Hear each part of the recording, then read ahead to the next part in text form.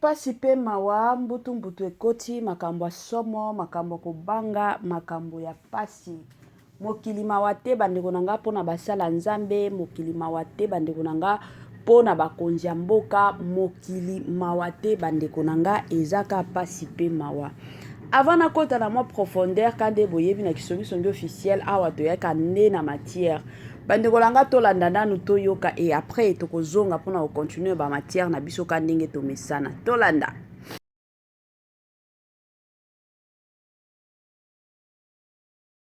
Il dit qu'il a honte d'être congolais, il vient de prouver. Tout a réflexionné. Roland Dalo vient de dire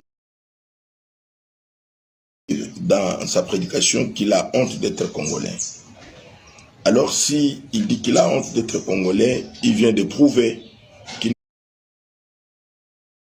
n'est pas congolais, ni moins encore un serviteur de Dieu. Roland Dalo vient de dire dans sa prédication qu'il a honte d'être congolais. Alors si il dit qu'il a honte d'être congolais, il vient de prouver qu'il n'est pas congolais, ni moins encore un serviteur de Dieu. En osant traiter la nation congolaise, qui est une nation consacrée à Dieu comme un pays de voleurs, c'est une injure à l'endroit de celui qui est le garant de la nation. Ça veut dire le président de la République, qu'il est supposé être berger. Son collaborateur pasteur, il est directeur de cabinet du chef de l'État, et c'est cette nation-là et qu'il vient d'injurier et traiter de tous les noms. Quelle est la charge que lui-même en tant que serviteur de Dieu a reçue de Dieu? N'est-il pas prié et appelé à la repentance? Parce que, en le faisant, il a fait outrage à l'endroit de l'emblème de notre pays. Il a fait outrage à la personne du chef de l'État. Il a fait outrage à notre hymne, disons que nous sommes un peuple fort. Nous en appelons au procureur de la République pour qu'il puisse poursuivre Roland Dalo pour outrage. C'est un homme qui n'a pas de révélation, qui n'a pas d'éthique, il a introduit une doctrine pernicieuse et on ne peut pas accepter de tels propos pour notre nation. Et le dossier des membres de son église qui l'applaudissent et qui sont en train de crier, en train de se réjouir. Comment peut-il vouloir que les érosions continuent au lieu de prier pour que ça s'arrête? Ah, Roland Dalo, c'est un infiltré aux côtés du chef de l'État. Comme il a toujours fait, il n'a jamais reconnu, il n'a jamais... Roland Dalo vient de... Makambo eza mulai, makambo eza ya somo, makambo eza sukaina. Lobby déjà dimanche tomona ki présence ya président Nabiso Fachi Beton na église. Congolais partout oyo ozali na monde entier, offre oyo ezali spécial pona yo parce que ozali mwana mboka, mabele ya mboka batekelaka ngo bapaya te. Congolais tala mabele oyo ezali komonana ezali plat à 3 minutes ya boulevard Lumumba, route nationale numéro 1 awa na kati ya Maluku, à quelques minutes ya péage ya Menkau oza mobimba na $750 ya pamba, ozui 15 mètres sur 20 na yo, y compris les documents administratifs na kati. Donc okozwa ba documents ya quartier, okozwa ba documents ya commune, okozwa tous les documents possibles oyo esengaka mutu azwa pona parcelle na ye. Pe oza na possibilité ya kosomba a crédit soki ozosomba plus. Ah oui, tolobaki te, tolobi bien, y compris les documents. Opesi mbongo na yo, oza na droit ya terrain 15 mètres sur 20, ozali na droit ya ba documents administratifs nyonso tu. Moi sensibilisation nanu avant tokota na mwa muzindo ya makambo na biso bandeko nanga ba mapango ya koteka yango wana kande na lobaka toujours et encore ezalaka malamu kokanisela pe bana na biso. Sombela bana lupango, sombela mwana na yo lupango ekozala malamu mingi. Ba mapango eza nango na $750 ya pamba osombi lupango oyebike futur ya bana na yo eza ya assuré. Na ndenge moko malamu, pas seulement tes enfants, mais futur pe na yo eza assuré. Pourquoi? Parce que lelo nzambe akoki ko garder yo ti 80 ans 70 ans bandeko na nga na ba âge wana ezalaka bien oza na mwa place na yo ya yo moko ozovanda ata soki okozala na balocataire me oyebi ke eza place na nga na kofutela te to bana na nga bakozwaka charge ya kofutela nga te ezalaka toujours bongo $750 y compris les documents na ndenge moko ya malamu. Bonjour, bonsoir et surtout bon après-midi. Et cela ne dépendra qu'à l'heure à laquelle vous allez nous suivre. Bienvenue surtout sur notre chaîne Kisongi officielle. Bienvenue na Balandinyon Soyakala. Bienvenue na ba Onyonso Yasika. Kande Tolobaka. Boye Imalamu na chaîne Nabiso. Chaîne Nabiso ya Kisongi Bandegonanga. Eza chaîne Oyo Toyaka pona ko beta masolo. Toyaka pona ko tonga batu. Toyaka penza pona koloba Onyonso esengeli to loba. Bandeko nanga lelo toye kaka na makambo ya papa na biso pasteur Roland Dalo. Bandeko nanga makambo zo pelaka moto. Makambo eza kaka ya koinda, makambo eza kaka ya kobeba. Avant to ya kokota na mozindo nini esalemi lisusu après arrivé ya président na biso Fachi Beton Église Philadelphie à pasteur Roland Dalo. La famille ekozala mwa bien à nous na ya ko sensibiliser batu nyonso yakala. So kezamba la liboso koti na chaîne na biso ya Kisongi officiel. En tout cas na osenga na yo o s'abonner massivement. Tango zo s'abona ka bongo kobosa na pete ko klikaka sur ngonga ya notification. Malamu ngonga wana ezalaka que chaque fois que Kisongi officiel a obandotiaka ba vidéo ya sika boko zala directement et encore informé na ndenge moko ya kitoko penza mingi makasi. Voilà. Mamae 2024 Gavker to Yelibino solution. Bon aba problème ya trompe, fibrome, myome, kyste, règle abondante. Gavker to zalina solution. Yo oyo okota ménopause atana 65 ans na Gavker oko simba mwana. Ebongo oyo etali fertilité masculine. Ma papa to bossani binoté, faiblesse sexuelle, éjaculation précoce, insuffisance des spermes, topé agrandissement de pénis. Osaya mwasi et kimayo kimobali etelemaka bien te awa yoka yango etelemi. Ebongo oyo etali loposo, vergeture, babengi nduta, bouton, tache, acné. Gavker ba produit ya solo teint uniforme. Na 5 jours ya pamba oteli talendenge bimi kitoko na feti. Tozali na gamme complet ya kopakola, ya injection, ya comprimé, na ya suppositoire. Yeah. Ozali na problème ya hémorroïde interne, topé externe, papa, maman. Kaka na 2 jours ya pamba omoni changement total. Bona maladie ya tension, diabète, AVC, topé obésité, lobiko ezali perte de poids sans okota salle de sport. Kisi ya injection pe comprimé na Gavker bikalibela. Olingi okima suki pe mandefu ya pembe benga biso na lombango po awa tozali na solution moko durable. Ba produit na biso nyonso ezali 100% naturel pe esalemi na ba plante na ba industrie ya Angleterre pe Allemagne. Benga biso na numéro oyo plus 44 74 05 65 35 48. Gavker solution ya santé na yo.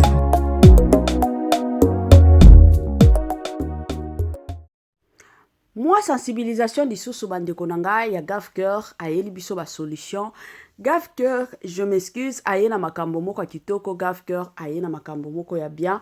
Gavker aye penza bandeko nanga kosunga bandeko o nyonso baza na problème ya santé. Yo monike oza na problème ya santé to ozo tungisaka yo makasi omeki komela bakisi omeki okendo tala batu basunga yo ba docteur epai ba munganga epai mais ezo simba te. Benga Gavker ba solution ya makasi pe ya kitoko ezali na Gavker bika na yo libela na ndenge moko ya malamu penza mingi makasi. Voilà. Tolanda nanu message moko ya pasteur Dalo et après tokozonga pona koya kotonga sikoyo. Tokozonga pona koya kosala kisongi tokozonga bandeko nanga pona koya kobeta masolo eza ya kobeba. Toyoka nanu et on se retrouve juste après. Je suis triste et honteux. Nazala mawa pena soni. d'être citoyen de la République démocratique du Congo. kozala mwana ya République démocratique ya Congo. Un pays où le vol est accepté. Mboka moko moyibi endimama. Les petits voleurs du grand marché sont traqués. Miyibi ya mike mike na zando bakangaka bango balandaka bango. Qui volent des centimes. O bayibaka ba mbonga mike mike. Mais les grands voleurs au niveau de l'État, ils vivent calmement. Kasi miyibi ya minene na mbula matali bazobika na kimia. Et ce qui me choque, même de supposés politiques chrétiens,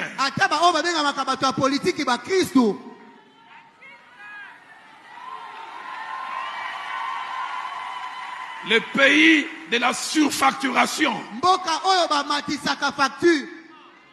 Telle route, on doit faire à 1 million, à Tabaïbaka, 7 millions. C'est là où Seigneur va bondir 1 million. Même si on volait, on baptisait comme 7 millions. Un jour, je parlais avec un politique. Et les gens en responsabilité, il me parlait d'un frère en Christ que j'ai connu. Je ne sais pas si le pasteur 15 se souvient de ces jours-là. Il dit, plusieurs sont chrétiens jusqu'à devant l'argent. Il relate les gens de relations qu'ils avaient, comment ils faisaient certaines choses attachées à sa famille.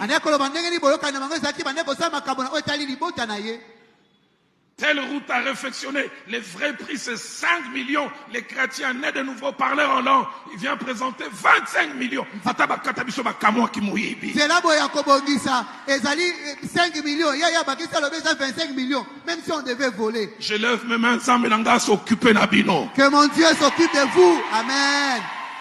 On n'arrive pas à construire des routes à cause de vous.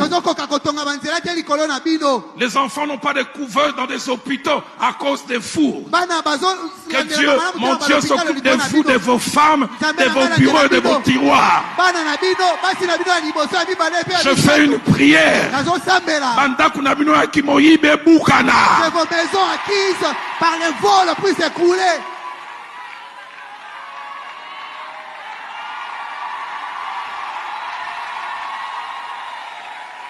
Que les érosions surgissent, même là où il n'y en avait pas.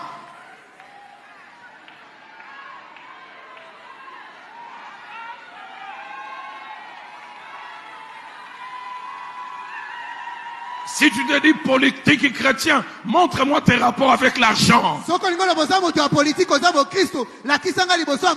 ne sais pas de quelle obédience religieuse il était. Redonnons-nous des papas Kassavubu. Qui, quand il revenait de mission, il pouvait remettre le surplus. Le pays des voleurs.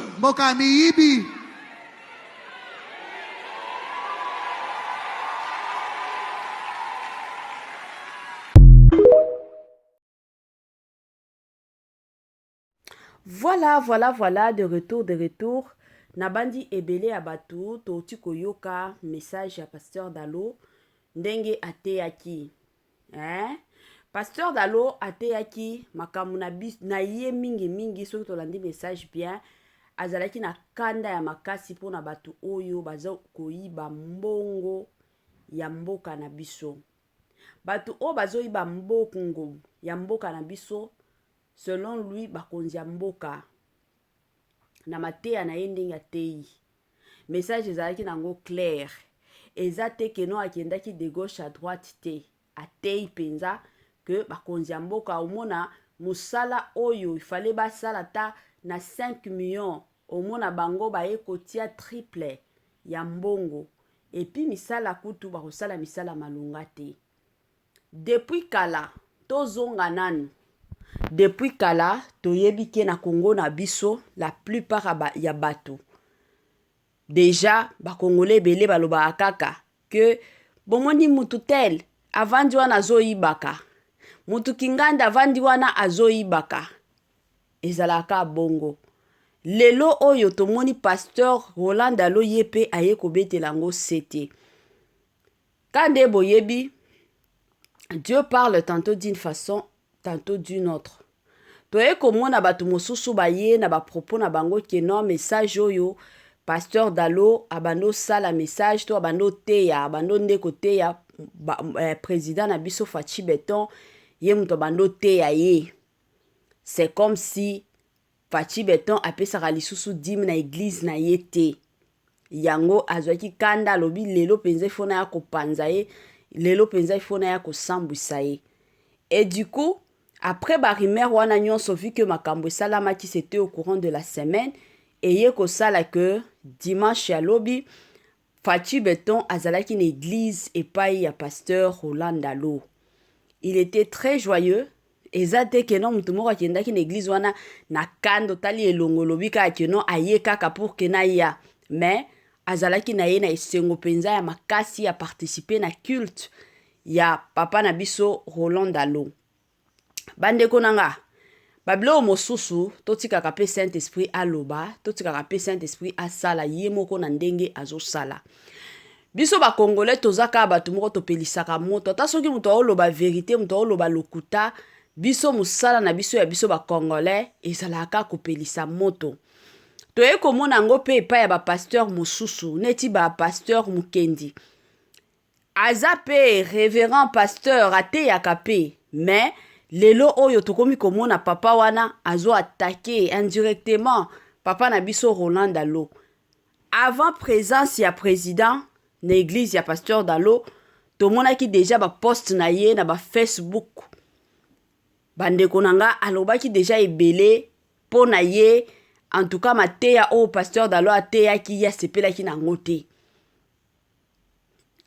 Toye komona pe présence ya président Fachi na église ya pasteur Dalo. Toye komona zui photo wana atie yango lisusu na page na ye ya Facebook. Akomi ka koloba ke no pasteur Dalo ateyaki mabe, amankaki président ya mboka na biso respect, bien que président akendaki kokota na église na ye. Bandeko nanga mosusu bilo mosusu ekamwisaka nga. Boza basala nzambe, mais bolingaka koloba vérité te. Soki bomoni musala nzambe moko boye, aye koloba mwa vérité moko boye, bino ba mosusu, vi ke boza basala nzambe pona mbongo, boza basala nzambe pona lokumu, bolinga bosambwisa mutu ayeki koloba vérité. Makambo oyo tokota na mozindo, makambo oyo papa na biso Roland Dalo alobaki na bandi te ke makambo wana ezalaki concerné kaka na président te. Bakonzi ya mboka baza ebele, toza na ba ministre, toza na ba gouverneur, toza na ba député, bato baza ebele ya makasi.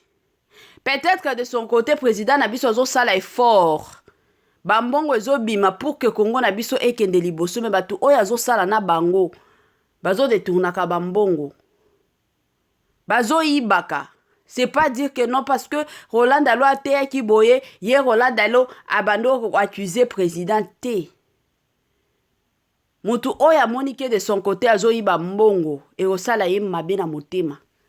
Mais ce qui est vrai, pas seulement au Congo, na ba pays mosusu to yebi ke ba ministre ebele, ba gouverneur ebele, ba président mosusu banani ba o nyonso baza likolo bazala kanakse ya mbongo ebele ba ibaka.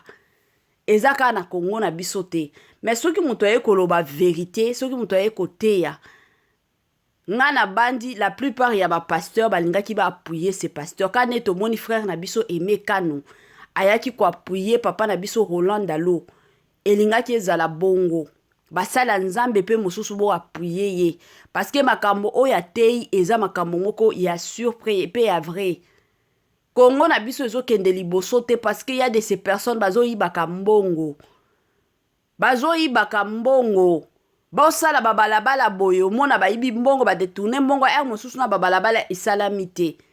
Bosala boy makambo faut basala ba osala ngote. Congolais partout oyo ozali na monde entier, offre oyo ezali spécial pona yo, parce que ozali mwana mboka, mabele ya mboka batekelaka ngo bapaya te. Congolais tala mabele oyo ezali komonana, ezali plat à 3 minutes ya boulevard Lumumba, route nationale numéro 1 awa na kati ya Maluku, à quelques minutes ya péage ya Menkau oza mobimba na $750 ya pamba, ozui 15 mètres sur 20 na yo, y compris les documents administratifs na kati. Donc okozwa ba documents ya quartier, okozwa ba documents ya commune, okozwa tous les documents possibles oyo esengaka mutu azwa mpona parcelle na ye. Pe oza na possibilité ya kosomba a crédit soki ozosomba plus. Ah oui, tolobaki te, tolobi bien, y compris les documents. Opesi mbongo na yo, oza na droit ya terrain 15 mètres sur 20, ozali na droit ya ba document administratif nyonso tu.